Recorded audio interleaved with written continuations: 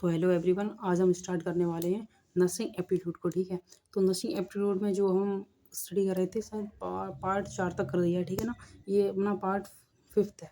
ठीक है, आज हम कुछ इंपॉर्टेंट क्वेश्चंस डिस्कस करेंगे। देखो, हमारा जो फर्स्ट क्वेश्चन है, amputation is foot is indicate इन।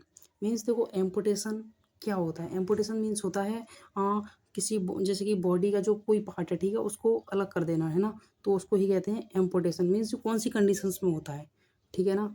तो कंडीशंस कौन सी होगी वो, तो वो करेंगे। अब देखो, जैसे कि फर्स्ट है अपना ऑस्टियोमलेशिया, गैंग्रीन सेकंड है, और थर्ड है अपना पॉइंट जो फ्रैक्चर, एंड जो फोर्थ है डी पॉइंट, तो वो अपना गॉट, है ना। तो देखो, ऑस्टियोमलेशिया होता है जिसमें पेन वीकनेस, जो बोन होती हैं वो वीकनेस हो जाती हैं, ठीक है ना, वीक हो जाएंगी उसमें।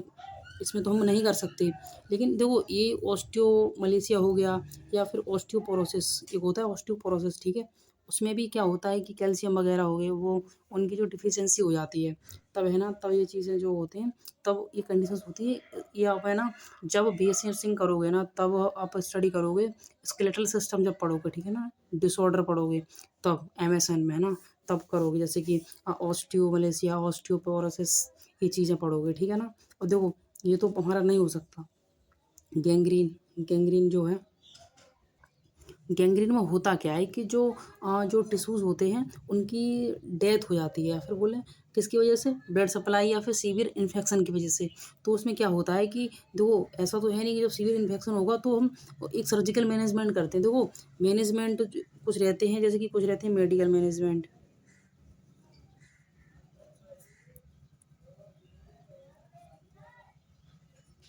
और कुछ रहते हैं सर्जिकल, ठीक है। मेडिकल का मतलब होता है कि हम दवा से ठीक कर देना पेशेंट को। मीन्स जो पेशेंट है वो दवा से ही ठीक हो गया, तो मेडिकल मैनेजमेंट होता है। अगर तो वो दवा से ठीक नहीं हो रहा है तो हम फिर उसके बाद सर्जिकल मैनेजमेंट करते हैं।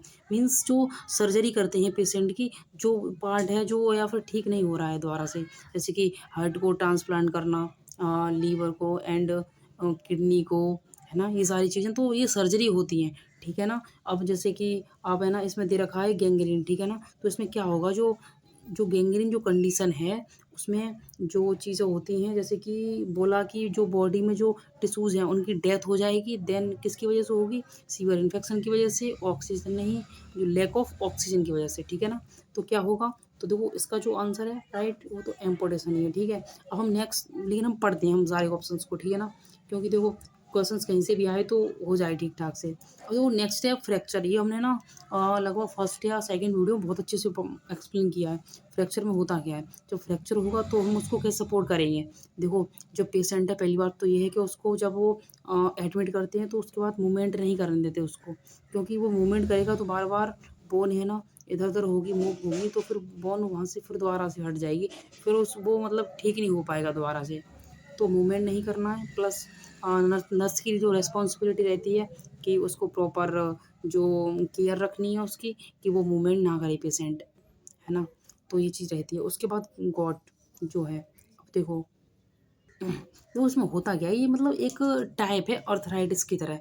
अर्थराइटिस हम पढ़ते थे, इन्फ्लामेशन, जॉइंट, है ना, वो सारी चीज़ें पढ़ते, तो उसी की तरह है। लेकिन सीवियर अटैक ऑफ पेन है, ठीक है ना, मतलब सीवियर अटैक का है, ठीक है। और रेडनेस हो जाएगी जॉइंट में, ये सारी चीज़ें रहती हैं। इसमें मतलब क्या रहता है, कुछ लोग हैं ना इसको गठिया रोग भी बोलते हैं ना, गठिया रोग। लेकिन उसमें क्या होता है, यूरिक एसिड होता है, ठीक है, यूरिक एसिड जो रहता है वो ज़्यादा हो जाता है, ठीक है। ठीक है, तो देखो, मतलब इसमें जो अपना जो था, इसमें राइट आंसर वो था अपना गैंग्रीन, ठीक है। गैंग्रीन में होता क्या है, फिर दोबारा से बता दूं, कि जो टिश्यूज़ होते हैं उनकी डेथ हो जाएगी, जो टिश्यू होंगे, ठीक है, टिश्यू की डेथ हो जाएगी किसकी वजह से, ऑक्सीजन, जो मतलब ऑक्सीजन है वो डिक्रीज़ हो जाएगी, ठीक है ना। अब जो ऑक्सीजन जब नहीं होगी, तो मीन्स जो है टिश्यूज़ वगैरह की से डेथ हो जाती है। जब डेथ हो जाएगी तो क्या होगा कि मतलब वहाँ पे जो उसका सर्जिकल मैनेजमेंट ही करेंगे, ठीक है ना। मीन्स जो बॉडी का जो वो जहाँ से वो बॉडी जो पार्ट है उसको हम रिमूव कर देंगे उस जगह से, है ना। तो देखो, अब नेक्स्ट जो अपना क्वेश्चन है उस पे चलते हैं, ठीक है। देखो, जो सेकंड क्वेश्चन है अपना, नेक्स्ट जो अपना क्वेश्चन है, ठीक है, क्वेश्चन 2, ठीक है ना। Which of the following is not transmitted by the needle stick injury. देखो आपने ना जैसे कि अब आप देखो अभी तो आप एंट्रेंस की तैयारी कर रहे हैं, तो क्या होगा कि जब आप फर्स्ट सेमेस्टर में जाओगे, तो अब जैसे कि एग्ज़ाम होने के बाद फर्स्ट सेमेस्टर उसके बाद ड्यूटी लगती है 1 मंथ की, ठीक है ना? तो कुछ लोग होते हैं ना वहाँ पे, तो क्या होगा कि इतनी जानकारी नहीं होती, तो वहाँ पे जब हम जाते हैं ना, तो वो चीज़ें हमें बहुत ध्यान रखनी पड़ती हैं कि जब हम किसी को इंजेक्शंस लगा रहे हैं, तो उसके बाद जो उसकी नीडल है, उसको दोबारा यूज़ नहीं करना है किसी अदर पेशेंट के। और जैसे कि हम आईएम लगाते हैं, वो भी यूज़ नहीं करना। मोस्टली सबसे ज़्यादा जो इन्फेक्टेड रहता है, कोई पेशेंट है, कोई वायरल कंडीशन का, ठीक है ना? तो उसका तो कभी यूज़ ही नहीं करना, है ना? तो बहुत सारी चीज़ें रहती हैं। तो हमको है ना, तो यही एक क्वेश्चंस दे रखा है कि which of the following is not transmitted by the needle stick injury. Means जो नीडल स्टिक इंजरी है, वो कैसे हमें ना ट्रांसमिट नहीं होगी किससे, है ना? ये बोल रहा है क्वेश्चंस में। तो ट्रांसमिट किस-किस से हो सकती है?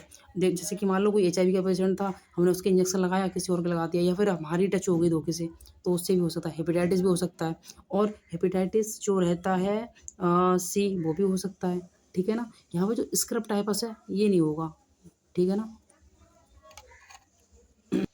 ठीक है, तो देखो यहाँ से क्वेश्चंस बन सकता है कि जैसे कि अब देखो यहाँ पे था कि नोट ट्रांसमिशन किससे नहीं हो सकती, अब यहाँ पे हटा दे नोट, फिर पूछे कि ट्रांसमिट हो सकती है। अब देखो यहाँ पे एक दूसरी तरह से क्वेश्चंस बन सकता है, जैसे कि अगर मैं स्क्रब यहाँ से हटा दूँ, यहाँ पे लिख दूँ ऑल ऑफ एबव, ठीक है ना? मीन्स ऑल ऑफ दीज या ऑल ऑफ एबव कर दूँ, तो देखो यहाँ पे ऑल ऑफ दीज हो जाएगा, ठीक है ना? क्योंकि ये तीनों ऑप्शंस राइट हैं, ओके, इसको छोड़ के, ठीक है ना? यहाँ पे एक्सेप्ट की तरह पूछा है, जो क्वेश्चंस होते हैं कि नॉट ट्रांसमिशन किससे नहीं हो सकता, ट्रांसमिट नहीं हो सकता, ठीक है? ये पूछा था क्वेश्चंस में। तो देखो हमारा क्वेश्चंस 2 है, आप समझ में आ रहा होगा, आई होप आपको, ठीक है ना? तो मैं क्वेश्चंस 3 पे चलता हूँ, ठीक है? क्वेश्चंस जो 3 है अपना, ये इसमें बोल रखा है, एक 30 साल की एक प्रेग्नेंट वुमन है और डायग्नोस किया गया तो उसको पल्मोनरी जो ट्यूबरकुलोसिस है, और which of the following anti tuberculo, इसमें लिख रखा है, दिख नहीं रहा थोड़ा, anti tuberculosis drug should not be given, ठीक है ना? मीन्स कौन सी ड्रग है हम नहीं देते। देखो पहले तो हमें पता होना चाहिए, टीबी के जो पेशेंट होते हैं उनमें मोस्टली दवा कौन सी देते हैं, ड्रग कौन सी होती है, ठीक है ना? अब देखो यहाँ पे जो करते हैं, देखो यहाँ पे जो फर्स्ट रहती है अपनी ड्रग, वो रहती है, देखो INH, ठीक है ना? मीन्स आइसोनियाजिड, ठीक है ना? इसको बोलते हैं आइसोनियाजिड, ठीक है ना? जो सेकंड रहती है RIF, ये देखो सामने भी दिख रही होगी, ये वाली, चलो ये सामने लिख देता हूँ।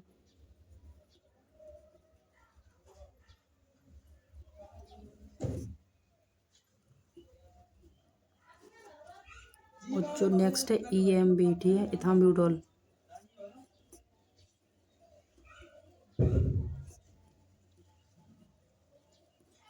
और जो नेक्स्ट रहती है PZA, ठीक है ना? इसको शॉर्ट में लिखते हैं ये, ठीक है ना?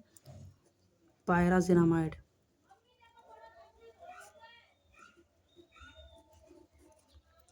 अब देखो यहाँ पे होता क्या है, देखो ये जो ड्रग्स है ना, यही यूज़ करते हैं हम जो ट्यूबरकुलोसिस के पेशेंट होते हैं उनमें, ठीक है? लेकिन यहाँ पे देखो एक यहाँ पे लास्ट में जो ऑप्शन है स्ट्रेप्टोमाइसिन, तो इसका जो है यही है, क्योंकि जो राइट आंसर को यहाँ बोला शुड नॉट बी गिवन, कौन सी नहीं देते, ठीक है? अब देखो ये तुमको मैं बता दे रहा हूँ कि यहाँ पे ना जो दे रखी है, देखो अब क्वेश्चंस में आ कह सकते हैं क्वेश्चंस, क्योंकि देखो जो पैटर्न है वो चेंज होता जा रहा है, क्योंकि कंपटीशन बहुत बढ़ता जा रहा है, जो नर्सिंग एप्टीट्यूड के क्वेश्चंस भी हाई लेवल के धीमे-धीमे होते जाएँगे, है ना? तो यहाँ पे क्वेश्चंस थोड़े थोड़े आपको ना हाई लेवल का मिल सकता है।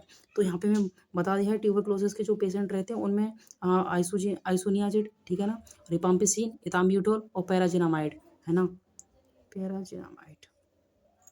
देखो इसका शॉर्ट फॉर्म में भी पूछ सकता है तुमसे कि इसका फुल फॉर्म क्या होगा, इसका भी फुल फॉर्म पूछ सकता है, ठीक है ना? तो मैंने साथ में ही लिख दिया है, ठीक है ना? तो ऐसे करके आप याद रखना इन चीज़ों को। और देखो ड्रग्स तो ये हो गई ट्यूबरकुलोसिस की, लेकिन जो इसका राइट आंसर है, इसकी इसमें पूछा था आपने, जो एक पेशेंट है डायग्नोसिस क्या था, पल्मोनरी जो ट्यूबरकुलोसिस था, और जो मतलब ड्रग कौन सी नहीं दे सकते, शुड नॉट बी गिवन, ठीक है? तो स्ट्रेप्टोमाइसिन नहीं दे सकते। अब स्ट्रेप्टोमाइसिन क्या है ना? स्ट्रेप्टोमाइसिन ये मतलब एंटीबायोटिक्स होते हैं ये कुछ, ठीक है ना? जैसे कि बोल तो एंटीबायोटिक हैं अपने, जैसे कि सेफ्ट्रिक्सन वगैरह, कुछ पेनिसिलिन भी होती हैं, तो उन ये चीज़ें उनमें से टाइप हैं ये कुछ, ठीक है ना? तो हमको सिर्फ यहाँ पे जो इस चीज़ के बारे में नहीं पढ़ना, सिर्फ हमें ना ट्यूबरकुलोसिस के बारे में दे रखा था, इसको अच्छे से पढ़ना था, एंड देखो हमने इसके बता दिया है कि क्या क्या रह सकते हैं इसके टाइप्स। तो बता दी। ओके, अब नेक्स्ट पे चलते हैं, ठीक है ना, क्वेश्चन 4 पे। जो अपना क्वेश्चन 4 है ना, वो बोल रहा है कि what is the permanent method. Means permanent method क्या होता है, कॉन्ट्रासेप्शन जो है, कॉन्ट्रासेप्टिव या कॉन्ट्रासेप्शन इन मेल में, ठीक है ना। तो देखो, अब मैं इसके सभी के बारे में बताता हूँ थोड़ा थोड़ा। देखो, परमानेंट जो रहता है, देखो ये जो जो क्वांटम का यूज़ करते हैं वो तो एक टेम्पररी रहता है, ठीक है ना, टेम्पररी, ठीक है ना। और जो आईओडी होता है, ये क्या होता है कि ये फीमेल में है ना, ये इंसर्ट करते हैं यूट्रस के थ्रू, जो हम जैसे कि टी आकार में होता है ये, ठीक है ना, इसको हम कॉपर टी बोलते हैं ना, ऐसे कुछ, ठीक है। इसको क्या करते हैं, जो टी ऐसे का सिंबल बना होता है, इसको हमें ना जो यूट्रस होता है, यूट्रस के थ्रू हमें ना इसमें इंसर्ट करते हैं यूट्रस में, ठीक है ना। तो देखो ये आपको समझ में आ गया। अब देखो, जो फर्स्ट है ट्यूबेक्टोमी और वैसेक्टोमी, तो इसका जो मतलब राइट आंसर है वो है अपना बी, ठीक है ना। और जो ट्यूब होती है, ट्यूब ट्यूब तो देखो फीमेल के अंदर ही होगी ना, तो ये फीमेल के अंदर हो जाएगा, ठीक है ना, जो परमानेंट मेथड है। अब देखो हम नेक्स्ट क्वेश्चन पे चलेंगे, जैसे कि जो अपना दे रखा है 5th, ठीक है ना, व्हाट इज़ द प्राइमरी में पर्पज ऑफ कॉन्ट्रासेप्शन। मीन्स जो प्राइमरी पर्पज़ क्या है, तो देखो इसमें ना सीधी सी बात है, ये दो रेगुलेट तो करेगा नहीं हार्मोन को, ना ही मैनेज करेगा एसटीआई को, है ना, और ना ही मेंस्ट्रुअल डिसऑर्डर को ट्रीट करेगा। ये सीधा अनइंटेंडेड जो प्रेगनेंसी है उसको प्रिवेंट करता है, क्योंकि जो प्राइमरी मेथड होता है, क्योंकि जो आजकल जो चल रहा है कि बहुत ज़्यादा जनरेशन होना, ठीक है ना, तो वो चीज़ें हैं। तो जैसे कि इसका जो आंसर है टू प्रिवेंट अनइंटेंडेड प्रेगनेंसी, ठीक है ना। देखो वैसेक्टोमी, अब जो नेक्स्ट क्वेश्चन है अपना, वैसेक्टोमी इन्वॉल्व्स कटिंग ऑफ। देखो वैसेक्टोमी बोला है तो वास डिफरेंशिया वगैरह वो आते हैं ना सारे, तो वही चीज़ें हैं इसमें। देखो ऊपर था ट्यूबेक्टोमी जो फीमेल में करते हैं, ठीक है ना, और जो यूरेथ्रा इनको तो हम कट नहीं कर सकते, तो क्या हो, वैसेक्टोमी को कट के और मोड़ देते हैं ना उनको, हैं, तो उसको भी बोलते हैं वास डिफरेंस, ठीक है ना, वही चीज़ है ये। तो ये भी आपको समझ में आ रहा होगा आई होप। हम नेक्स्ट क्वेश्चन पे चलते हैं, क्वेश्चन नंबर 7, ठीक है। क्वेश्चन नंबर जो 7 है अपना, oral contraceptive pills work mainly. अब जो कॉन्ट्रासेप्टिव जो पिल्स हैं वो वर्क कैसे करते हैं, तो देखो जो ओरली देते हैं, ठीक है ना, ओरली, ये लिखा है ओरली, मीन्स ओरल मुंह से, ठीक है ना। तो देखो क्या होता है कि जो डेस्टोस्पर्म या फिर सेकंड पॉइंट है इनहिबिट ओव्यूलेशन, प्रिवेंट मेंस्ट्रुअल, है ना, मेंस्ट्रुएशन, या फिर नन ऑफ दिस। तो देखो इसमें प्रिवेंट जो डेस्ट्रॉय तो नहीं करेगा स्पर्म को, इसमें जो राइट आंसर है अपना वो है इनहिबिटिंग ओव्यूलेशंस, ठीक है। अब जो अपना नेक्स्ट 8th क्वेश्चन है अपना वो देखते हैं, ठीक है। ये क्वेश्चन नंबर 8, ठीक है ना, which of the following is a temporary contraceptive method. Means जो टेम्पररी कॉन्ट्रासेप्टिव मेथड क्या होता है, जैसे कि मैंने प्रीवियस अभी क्वेश्चन में बताया। देखो वैसेक्टोमी ये तो नहीं होगा, ये परमानेंट है, ये भी परमानेंट है, ठीक है ना, ये परमानेंट है दोनों, ठीक है ना, ये परमानेंट है। ये है अपना टेम्पररी। टेम्पररी का मतलब समझते हो ना, मतलब कुछ समय के लिए।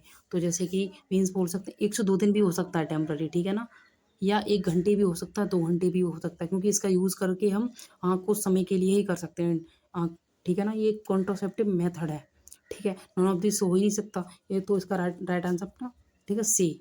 ओके, अब चलते हैं नेक्स्ट क्वेश्चन नंबर 9 पे, ठीक है। और देखो क्वेश्चन नंबर 9 है, वो बोल रहा है कि जो vitamin deficiency in pregnant women can lead to the neural tube defect in babies. Means जो न्यूरल ट्यूब डिफेक्ट होगा बेबीज में, वो होगा क्या लीड करेगा, कौन सी डिफिशियंसी से।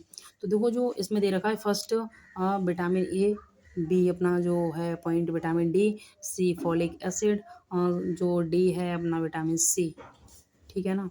तो देखो इसमें जो ए दे रखा है, इससे जो डिफिशियंसी जो होता है वो रोतोंदिक होता है, ठीक है ना, नाइट ब्लाइंडनेस, नाइट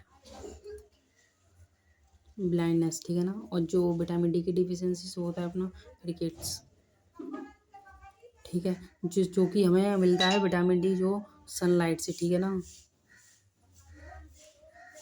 सनलाइट से मिलता है।